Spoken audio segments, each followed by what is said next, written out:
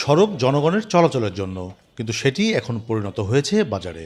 Rajshahi city corporation এলাকার Sagarpara, Sahebbazar 0 point, Lakshmipur এলাকায় সড়ক দখল করে প্রতিদিন বসছে বাজার।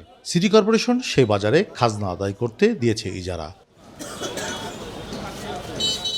সিটি কর্পোরেশন থেকে খাজনা আদায় নির্ধারিত ৮ টাকা থেকে সর্বোচ্চ ২০ টাকা পর্যন্ত দোকান ভেদে খাজনা নিতে পারবেন ইজারাদার, কিন্তু আদায় করা হচ্ছে ৪০ থেকে ২০০ টাকা পর্যন্ত।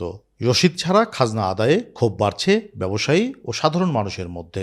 আগে দিতাম ২০ টাকা করে, ওটা ২০ টাকা আপনার রসিদ দিত, আর এখন ৪০ টাকা নিচ্ছে, ৪০ টাকা কোনো রসিদ নাই। আমরা দুই বাধ্য হয়ে মনে করেন আমরা আসি ব্যবসা করতে, ডাক বেশি নিছে, খাজনা বেশি।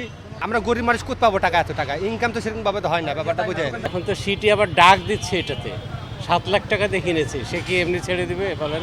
দিনের পর দিন সড়ক দখল করেই চলছে বাজার, ফলে ব্যাহত হচ্ছে যান চলাচল, বাড়ছে দুর্ঘটনার ঝুঁকি। সবচেয়ে বেশি দুর্ভোগে পড়ছেন সাধারণ মানুষ। সবারই সমস্যা, বাচ্চাদের নিয়ে যাওয়া, লোকে বাজার চাল করতে হয়, রাস্তাঘাটে অনেক সময় অ্যাক্সিডেন্টও হয়ে যায়। রাস্তার উপরে যানজটাতে হচ্ছে, মানুষের চলাচল খুব অসুবিধা হচ্ছে। যাওয়া আসা থেকে শুরু করে যেভাবে রিক্সা পায়ে গায়ে লেগে যায়, রিক্সাতে বিভিন্ন সমস্যা। গাড়ি দুই পাশ দিয়ে চলাচল করছে, এতে মানুষজন আমরা কিন্তু বিপদের সম্মুখীন হচ্ছি, প্রায় দুর্ঘটনা ঘটছে। ব্যবসায়ীদের অভিযোগ, স্থানীয় প্রভাবশালী একটি চক্রের মাধ্যমে চলছে খাজনা আদায় কার্যক্রম।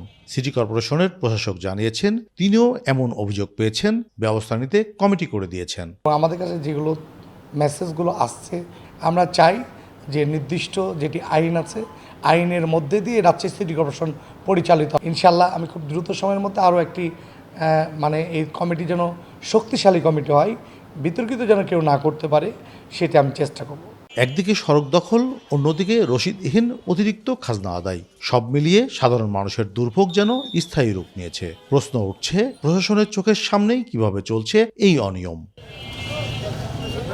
কাজী শাহেদ, দেশ টিভি, রাজশাহী।